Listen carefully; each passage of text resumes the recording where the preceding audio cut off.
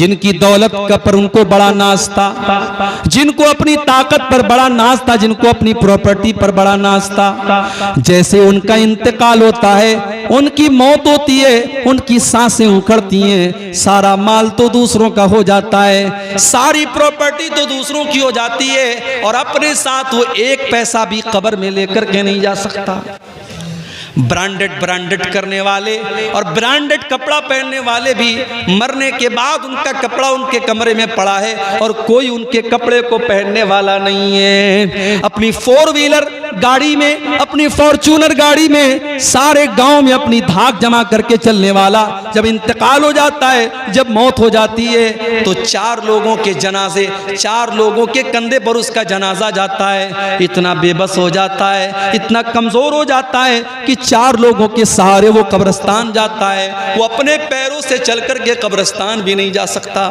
कब्रिस्तान पहुंचता है, जनाजे की नमाज होती है, उसको कब्र में उतारा जाता है। उसका बेटा रो रहा है, उसकी बीवी रो रही है, उसके घर वाले रो रहे हैं, मगर कोई ये कहने को तैयार नहीं है। बेटा एक बार भी नहीं कहता है मुझे अपने अब्बा से बड़ी मोहब्बत थी, मेरे अब्बा की बॉडी को रहने दो। बीवी एक बार भी नहीं कहती मुझे अपने शौहर से बहुत प्यार है, मेरे शौहर की डेड बॉडी को रहने दो। 24 घंटे से ज्यादा कोई उसकी डेड बॉडी को रखने के लिए तैयार नहीं है। कोई रखता है क्या? 24 घंटे से ज्यादा कोई डेड बॉडी को रखने के लिए तैयार नहीं है मेरे भाई। इतना बेवैल्यू है, इतना वैल्यूलेस है इंसान। उसकी औकात तब पता चलती है जब उसको मौत आती है।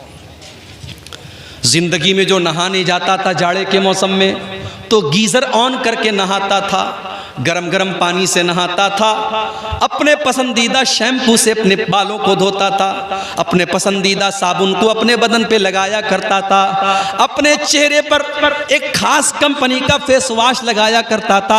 आज इतना बेबस और कमजोर हो चुका है, आज मर चुका है, और आज वो ये भी नहीं कह सकता कि है मुझे नहलाने वाले, मैं तो गर्म पानी से नहाया करता था, तो मुझे ठंडे पानी से क्यों नहला रहा है? मैं तो डब साबुन से नहाया करता था, तू तो साबुन भी नहीं इस्तेमाल कर रहा है। मैं तो फला कंपनी का शैम्पू लगाया करता था, तू मुझे वो शैम्पू क्यों नहीं लगा रहा है? आज इतना बेबस है, इतना कमजोर है, आज दूसरे लोग उसको नहला रहे हैं, उसके बदन से कपड़े उतार रहे हैं, उसको नंगा करके उसको नहला रहे हैं। इतना बेबस है, इतना कमजोर है। उसके पेट में कोई गंदगी है तो गुस्ल करने वाला उसके पेट को दबा करके उसके पेट की गंदगी को निकाल रहा है। मेरे प्यारे साथियों, जरा सोचो, वो दिन हमें और आपको भी देखना है। हमें और आपको भी हमारे मरने के बाद गुस्ल दिया जाएगा, हमारे मरने के बाद हमको कफनाया जाएगा, और उस कफन के कपड़े के अंदर कोई जेब भी नहीं है, कोई पॉकेट भी नहीं है। दुनिया में इंसान अपनी पॉकेट का बड़ा ख्याल रखता था, अपने पैसे का बड़ा ख्याल करता था, अपने पर्स में अपना ATM कार्ड लेकर के चला करता था, अपने मोबाइल में UPI लेकर के चला करता था। आज कब्र में जा रहा है, कोई ATM कार्ड उसके काम आने वाला नहीं है, कोई UPI और फोन पे उसके काम आने वाला नहीं है। आज खाली हाथ वो दुनिया से जा रहा है।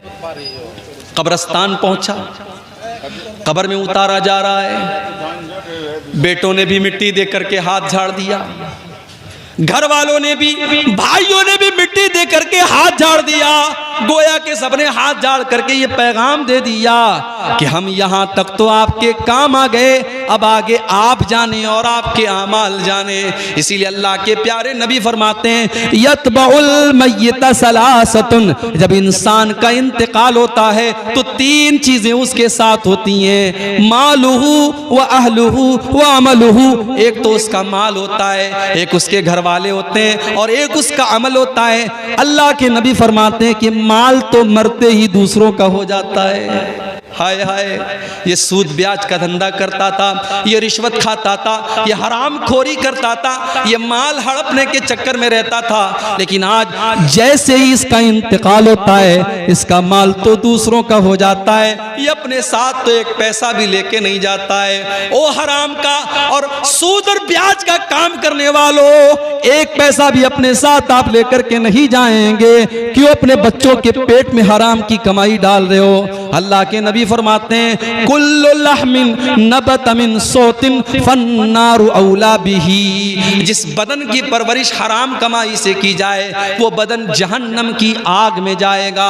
मुझे मालूम है कटिहार और सीमांचल के इलाकों में आज बंधन लोन के नाम से लोन की स्कीम चलाई जा रही है, औरतों के नाम से लोन लिया जा रहा है और एक बड़ी तादाद में मुसलमान आज लोन ले रहा है और सूद और ब्याज के ऊपर कर्जे ले रहा है। मेरे प्यारे भाइयों, ये हराम की कमाई आप अपने घर में ला करके अपने बच्चों की आखिरत क्यों बर्बाद कर रहे हो? अल्लाह के नबी फरमाते हैं माल तो मरते ही उसका साथ छोड़ देता है, घर वाले उसके कफन दफन तक उसका साथ देते हैं, उसको नहलाते हैं, उसको कफनाते हैं, उसके तजहीज़ और तकफीन तक उसका साथ देते हैं, उसको कब्र में दफनाने तक उसका साथ देते हैं। लेकिन जब कब्र में चला आया, जब कब्र का सन्नाटा और कब्र की तारीकी में पहुंच गया तो वहां पर ना उसका माल उसके काम आएगा, ना उसके घर वाले उसके काम आएंगे। वहां पर अगर कोई चीज काम आएगी तो उसका अमल काम आएगा।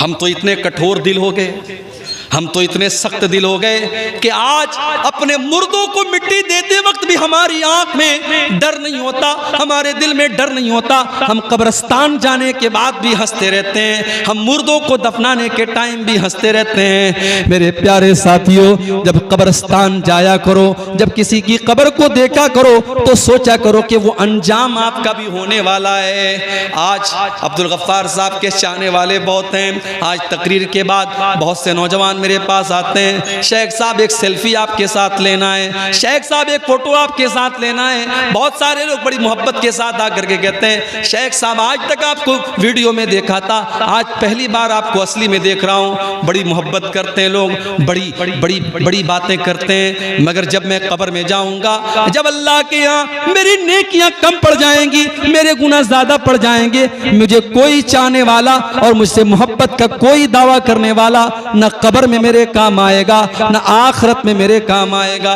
मेरे चाहने वालों की बात छोड़ दो मेरे भाई, मेरी बीवी मेरे काम नहीं आएगी, मेरे बच्चे मेरे काम नहीं आएंगे, मेरे माँ बाप मेरे काम नहीं आएंगे। अल्लाह ने कुरान में नक्शा खींचा, यौमा यफिरुल मरउ मिन अखी व उम्मिही व अबी व साहिबतिही व बनी। क़यामत के दिन इंसान अपनी माँ को देख करके भागेगा, अपने बाप को देख करके भागेगा, अपनी बीवी को देख करके भागेगा, अपने बच्चों को देख करके भागेगा।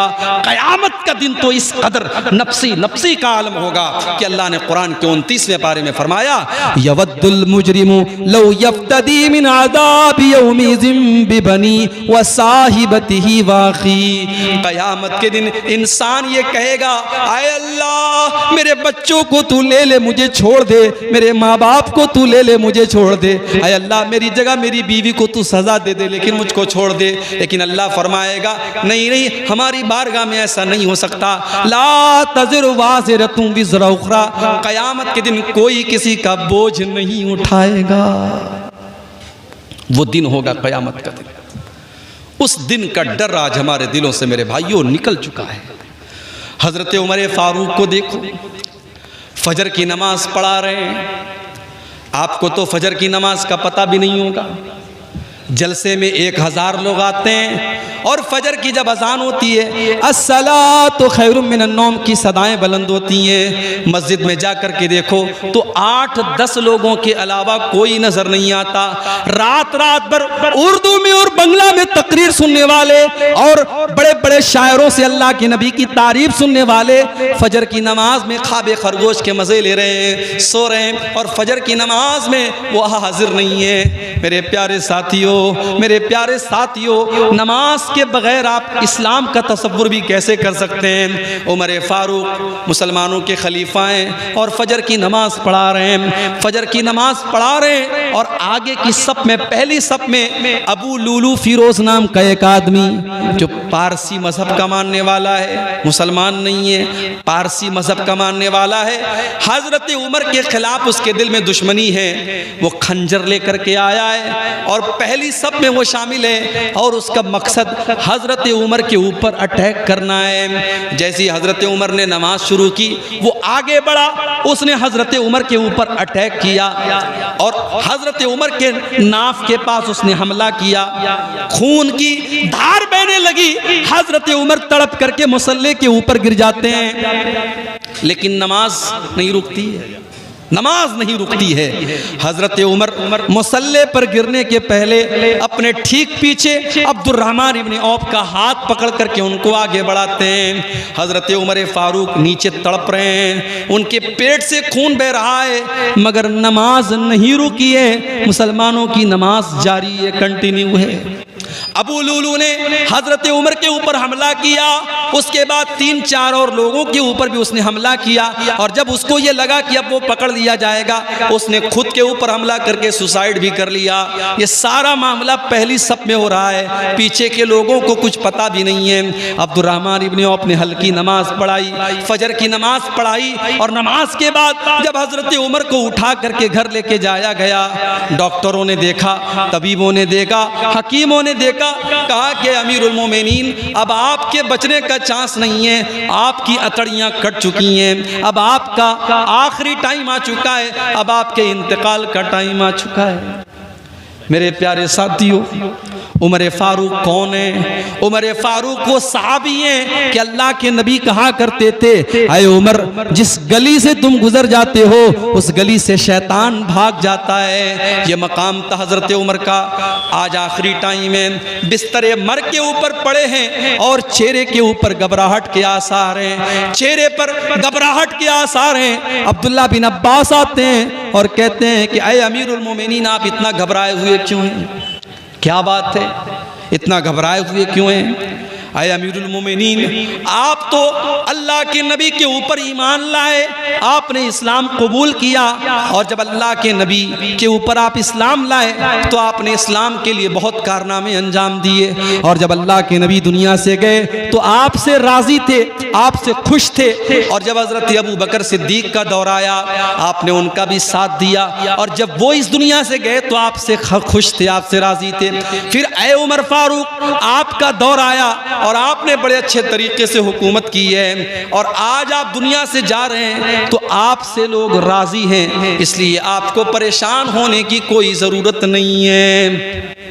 जरा तसव्वुर करो मेरे प्यारे साथियों कि आखिरत की फिक्र जब इंसान को होती है तो जितने भी नेकी और तकवा के आला मेयार पर पहुंच जाए, उसे डर होता है कि अल्लाह को वो क्या मुंह दिखाएगा। हज़रत उमर फारूक रज़ी अल्लाह तआला अन्हु जवाब देते हैं, अय अब्दुल्ला बिन अब्बास, अगर मैंने अपने नबी का साथ दिया, अगर मैं अपने नबी के ऊपर ईमान लाया, अगर मैंने अबू बकर का साथ दिया, फ़ज़ालिका मिन मन्निल्लाहि अलैया, तो ये तो अल्लाह का मेरे ऊपर एहसान था, ये तो अल्लाह का मेरे ऊपर करम था, इसमें मेरा कोई रोल नहीं था, मेरा कोई किरदार नहीं था।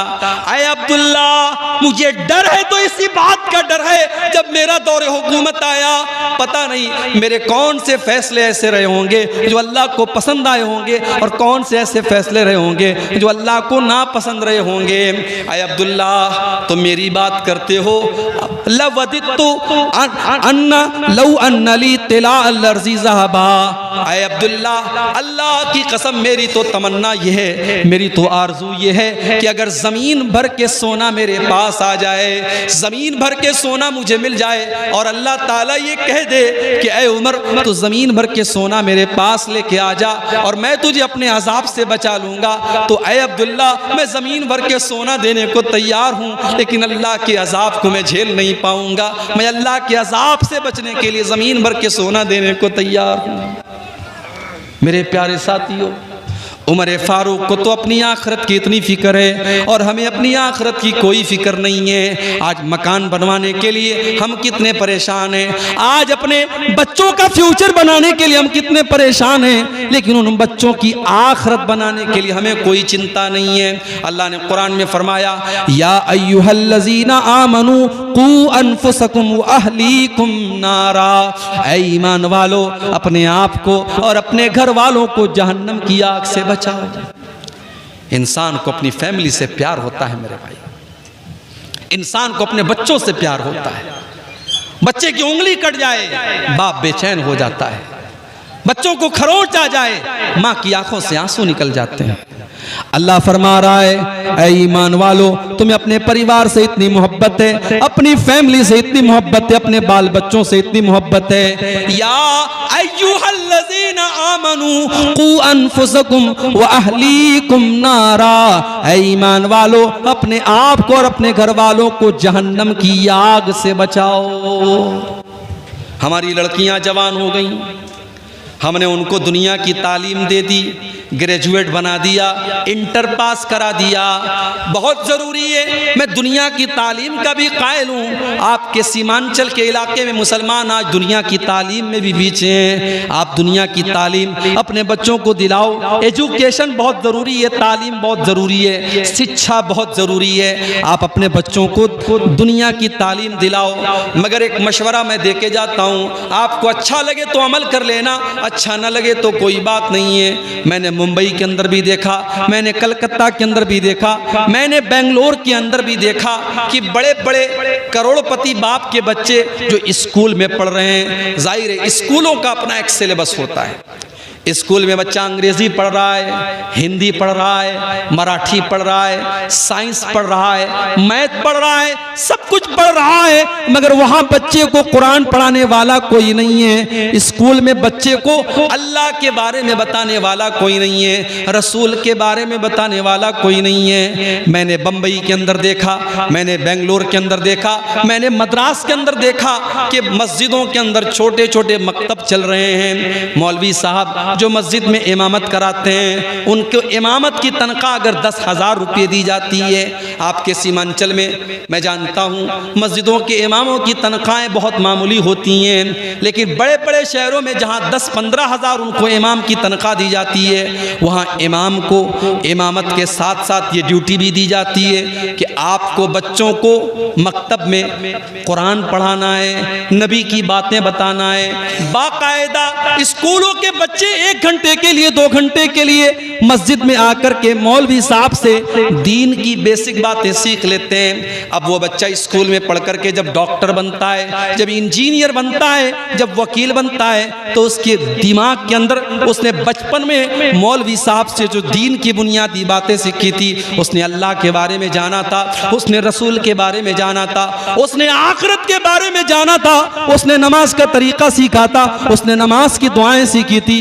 उस बच्चे के दिमाग में वो सारी बातें हमेशा हमेशा के लिए फिट हो जाती हैं। और जब वो बच्चा जिंदगी के किसी भी मैदान में जाता है तो वो अपने इस्लाम को, अपने ईमान को, अपने कुरान को, अपनी नमाज को नहीं भूलता है। मेरे प्यारे साथियों, आज मुसलमान लड़कियां अगर गैरों के साथ फरार हो रही हैं और बाकायदा एक साजिश के तहत उनको इस्लाम से निकाल करके उनको मुर्तद बनाया जा रहा है और उनके साथ साजिश रच करके उनकी इज्जत का सौदा किया जा रहा है, तो उसके बहुत बड़े जिम्मेदार हम और आप हैं। हमने अपनी बच्चियों को दीन की तालीम नहीं दी, हमने अपने बच्चों को दीन की तालीम नहीं दी। सीमांचल में गांव-गांव में मदरसे हैं, मगर मदरसे में सारे लोग तो अपने बच्चों को नहीं पढ़ाते। सारे लोग तो अपने बच्चों को मदरसे में पढ़ाने को तैयार नहीं है। हमारा बच्चा मदरसे में नहीं पढ़ेगा, मदरसे का खाना हमारा बच्चा नहीं खाएगा। मदरसे में बड़े गरीब घरों का बच्चा, बड़े मिडिल क्लास का बच्चा पढ़ता है, अमीर लोग तो अपने बच्चों को मदरसों में नहीं पढ़ाते हैं। मेरे प्यारे साथियों, अगर अल्लाह ने आपको दौलत दी है तो आप अपने बच्चों को कॉन्वेंट स्कूल में और आला स्कूल में पढ़ाने के साथ साथ अपने बच्चों और बच्चियों को दीन की तालीम भी दिलाइए। कू अनफुसकुम व अहलीकुम नारा, ऐ ईमान वालो, अपने आप को और अपने घर वालों को जहन्नम की आग से बचाओ। और जानते हो जहन्नम की आग कैसी होगी? फरमाया कि जहन्नम की आग पेट्रोल से नहीं जलेगी, जहन्नम की आग डीजल से नहीं जलेगी, जहन्नम की आग कोयले से नहीं जलेगी। वक़ूदुहन नासु वल हिजारा, जहन्नम की आग तो इंसानों से जलेगी और पत्थरों से जलेगी। अलैहा मलाइकतुन गिलाजुन शिदादुल ला यासून अल्लाह, उस जहन्नम के जो दारोगा होंगे, उस जहन्नम के जो चौकीदार होंगे, वो बड़े टाइट होंगे, बड़े सख्त होंगे, वो किसी के साथ कोई मुरव्वत नहीं करेंगे, कोई रहम नहीं करेंगे। अपने आप को और अपने घर वालों को जहन्नम की आग से बचाओ मेरे भाई। शादी करते हैं आप, शादी में आपके सीमांचल के इलाके में मैं जानता हूँ, मैंने देखा है बड़े बड़े मौलवियों को मैंने देखा है कि वो भी जहेज ले रहे हैं, 100-100 200 लोगों से बारात लेके जा रहे हैं। लेकिन अल्लाह का फजलो करम है कि ऐसे नौजवान भी हमने देखे हैं। अभी आज ही एक नौजवान से मुलाकात हुई, उसने कहा मौलवी साहब मैंने 1 पैसे का जहेज नहीं लिया, हम लोग टोटल 9 लोग गए थे, हम लड़की को विदा करके लेके चले आए, बड़ी खुशी हुई, मैंने मुबारकबाद दी। आज ऐसी शादियाँ भी होती हैं, और जब ऐसी शादियाँ होती हैं तो मियाँ बीवी के रिश्ते में मोहब्बत पैदा होती है। जब ऐसी बीवी आपके घर में आएगी जिसमें आपने जहेज की कोई डिमांड नहीं की होगी और बारात का कोई चक्कर नहीं होगा, और आपने रस्म और रिवाज से अपने आप को पाक किया होगा, वो निकाह के जरिए जब आप अपनी बीवी को घर में लाएंगे, उस रिश्ते में अल्लाह ताला बरकत पैदा करेगा। जो औलाद पैदा होगी वो औलाद भी नेक पैदा होगी। आज औलाद क्यों खराब पैदा हो रही है? जब माएँ खराब हैं, जब बाप खराब है तो बच्चे तो खराब होंगे ना। हजरत फातिमा को देखो, एक तरफ चक्की चला रही हैं, गोद में हसन और हुसैन को लिए हैं, हसन और हुसैन को दूध भी पिला रही हैं और चक्की भी चला रही हैं, और जुबान पर तस्बीह के कलिमात भी हैं। मेरे प्यारे भाइयों, जो औरत अपने घर का काम भी कर रही है, अपने बच्चे को दूध भी पिला रही है और उसकी जुबान पर अल्लाह की तस्बीह के कलिमात हैं, जब वो बच्चा, उसकी गोद में पलने वाला बच्चा जब बड़ा होगा तो उस बच्चे के बुनियाद में, उस बच्चे के अंदर जो खून दौड़ रहा होगा उस नेक माँ का दौड़ रहा होगा। आज ऐसी माएँ कहाँ हमारे समाज में मिलती हैं? हमने तो जब रिश्ता देखना होता है, हम जब रिश्ता देखते हैं तो हम ये देखते हैं कि लड़की कितनी स्मार्ट है, कितनी खूबसूरत है, कितनी देखने में हैंडसम है, कितनी खूबसूरत है। हम तो खूबसूरती को मेयार बनाते हैं। अल्लाह के प्यारे नबी ने फरमाया तुनकहुल मरातुल अर्बईन, जब लड़कियों की शादी करो तो 4 चीज़ें देखी जाती हैं, 4 चीज़ें लड़की के अंदर देखी जाती हैं, ले मालिहा वले हसबिहा वले जमालिहा वले दीनिहा। कुछ लोग तो माल देखते हैं कि कितना जहेज लेकर के आएगी, कुछ लोग उसका खानदान देखते हैं कि हमारी बरादरी की है कि नहीं, हमारे समाज की है कि नहीं, हमारे समाज के बाहर की तो नहीं है, और कुछ लोग उसकी खूबसूरती देखते हैं कि कितनी खूबसूरत है। लड़का चाहे साउथ अफ्रीका का लग रहा हो लेकिन लड़की उनको बिल्कुल हूर जैसी चाहिए। कुछ लोगों को खूबसूरती पर वो मर मिटते हैं, वले दीनिहा, और कुछ लोग दीनदारी देखते हैं। अल्लाह के नबी ने फरमाया फज़फर बिज़ाति दीन, तुम दीनदार औरत को तरजीह दो और दीनदार औरत को घर में लेके आओ। अच्छा एक अजीब बात बताऊं, आपके यहाँ हल्दी की रस्म होती है कि नहीं? कोई बताए भाई, मुझे नहीं मालूम। होती है ना? माशाअल्लाह। हल्दी की रस्म में क्या होता है? हल्दी लगाई जाती है। अब तो बाकायदा बड़े बड़े फंक्शन होते हैं शादी के 1-2 दिन पहले हल्दी के नाम से। उसमें बहुत सारे घर की औरतें जो होती हैं वो हल्दी के रंग का कपड़ा पहनती हैं, पीले रंग का कपड़ा पहनती हैं, और खाना पीना होता है, पूरा फंक्शन होता है, उसको कहते हैं हल्दी की रस्म। और ये रस्म कौन मना रहा है? मुसलमान मना रहा है। और मुसलमान में भी कौन सा मुसलमान? जिसका ये दावा है कि वो कुरान और हदीस पे चलता है, जो सीने पर हाथ बांधता है, जो बराबर रफ़ायदैन करता है, जो आमीन ज़ोर से बोलता है, और जो कहता है कि साहब हम पक्के अहले हदीस हैं, उसके घर में भी हल्दी की रस्म हो रही है। जाओ गूगल के पर टाइप करो, हिंदी में टाइप करो, हिंदी तो आती है ना आप लोगों को, हिंदी में टाइप करो हल्दी की परंपरा कहाँ से शुरू हुई, बस इतना टाइप कर दो गूगल के अंदर जाके। हल्दी की परंपरा हमारे भारत में शुरू हुई, ये भारतीय परंपरा है, और हिंदू समाज के अंदर हल्दी को यह माना जाता है कि अगर आपने हल्दी लगाई है तो आपको नजर नहीं लगेगी, समाज के अंदर, घर के अंदर मनहूसियत नहीं आएगी, नजर नहीं लगेगी। इस पर्पज के साथ और इस उद्देश्य के साथ हल्दी लगाई जाती है, और आज हमारा मुसलमान भी अपने शादी ब्याह पर हल्दी लगा रहा है। क्या आपने अल्लाह के नबी की वो हदीस नहीं पढ़ी? मन तशब्बह बिकौमिन फहुवा मिनहुम, जो किसी कौम की नकल करेगा वो उन्हीं में से होगा, उन्हीं में से होगा। और आगे बढ़िए, शादी के मौके पर लड़का जब अपनी ससुराल जाता है तो उसकी जवान जवान सालियां उसका रास्ता रोक लेती हैं। जवान जवान सालियां उसके जूते चुरा लेती हैं और जब तक वो जूता की चुराई न दे दे, वो दरवाजे की छिकाई न दे दे, तब तक वो अपनी बीवी को रुखसत करके लेके नहीं जा सकता। मेरे प्यारे साथियों, ये सारे काम होते हैं और शादी के कार्ड पे लिखा जाता है निकाहे मसनून। ओ लोगो, इस निकाह के अंदर हमने कुछ भी मसनून नहीं रखा। इस निकाह के अंदर कोई भी काम हमने सुन्नत के मुताबिक नहीं रखा। बस एक काम सुन्नत के मुताबिक हो रहा है, मौलवी साहब आते हैं निकाह पढ़ाते हैं, बस यही काम सुन्नत के मुताबिक हो रहा है, बाकी सर से पैर तक निकाह के अंदर हराम काम हो रहे हैं। कितने लोगों की शादी में वीडियो रिकॉर्डिंग होती है, बाकायदा वीडियो कैमरा वाला आता है और औरतों के अंदर घुस घुस करके दुल्हन का और उसके कमरे का वीडियो बनाता है और बाद में बड़े शौक से वो वीडियो भी देखा जाता है। मेरे प्यारे साथियों, या अय्युहल्लज़ीना आमनू उदखुलू फिस्सिल्मि काफ़ा, ऐ ईमान वालो तुम इस्लाम के अंदर पूरे के पूरे दाखिल हो जाओ।